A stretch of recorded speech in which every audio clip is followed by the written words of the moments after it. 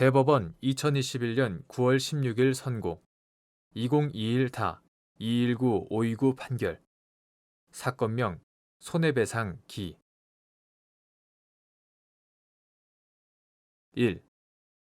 남녀 고용평등과 2. 가정 양립지원에 관한 법률 제2조 제2호 등에서 정한 직장 내 성희롱이 성립하기 위한 요건 및 이를 판단하는 기준 다른 사람이나 매체 등을 통해 전파하는 간접적인 방법으로 성적 굴욕감 또는 혐오감을 느낄 수 있는 환경을 조성하는 경우가 위 규정에서 정한 성적 언동 등에 포함되는지 여부.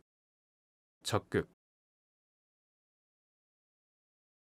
남녀 고용평등과 1. 가정 양립지원에 관한 법률 제12조는 사업주, 상급자 또는 근로자는 직장 내 성희롱을 하여서는 아니 된다 라고 정하여 직장 내 성희롱을 금지하고 있고 같은 법 제2조 제2호는 직장 내 성희롱을 사업주, 상급자 또는 근로자가 직장 내의 지위를 이용하거나 업무와 관련하여 다른 근로자에게 성적 언동 등으로 성적 굴욕감 또는 혐오감을 느끼게 하거나 성적 언동 또는 그 밖의 요구 등에 따르지 아니하였다는 이유로 근로 조건 및 고용에서 불이익을 주는 것으로 정의하고 있다.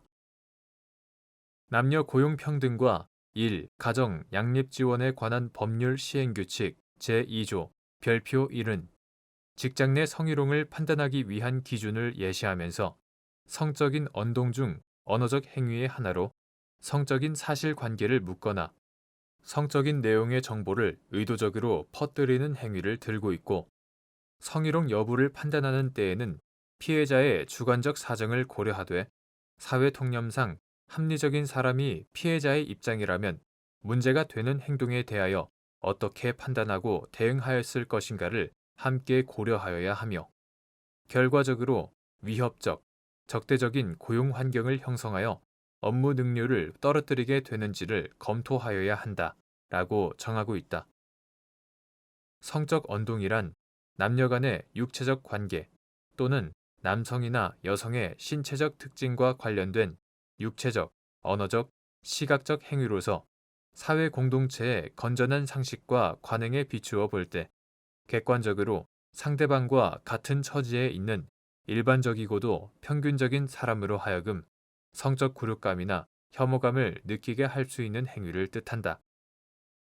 성희롱이 성립하기 위해서 행위자에게 반드시 성적 동기나 의도가 있어야 하는 것은 아니지만 당사자의 관계, 행위가 행해진 장소와 상황, 행위에 대한 상대방의 명시적 또는 추정적인 반응의 내용, 행위의 내용과 정도, 행위가 일회적 또는 단기간의 것인지 아니면 계속적인 것인지 등 구체적인 사정을 참작하여 볼 때 성적 언동 등으로 상대방이 성적 굴욕감이나 혐오감을 느꼈다고 인정되어야 한다.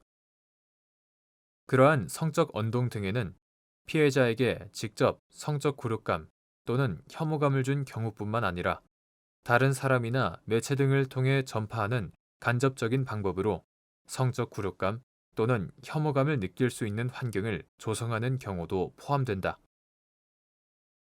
지위를 이용하거나 업무와 관련하여 라는 요건은 포괄적인 업무 관련성을 나타낸 것이다.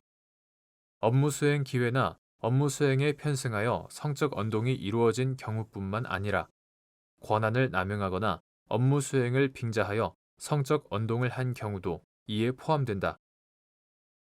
어떠한 성적 언동이 업무 관련성이 인정되는지는 쌍방 당사자의 관계, 행위가 이루어진 장소와 상황, 행위 내용과 정도 등 구체적인 사정을 참작해서 판단해야 한다. 2. 피용자가 다른 사람에게 가해 행위를 한 경우 사용자 책임의 성립 요건인 사무집행에 관하여에 해당한다고 보기 위한 요건. 민법 제756조 본문은 사용자 책임의 성립 요건에 관하여 타인을 사용하여 어느 사무에 종사하게 한 자는 피용자가 그 사무집행에 관하여 제3자에게 가한 손해를 배상할 책임이 있다 라고 정하고 있다.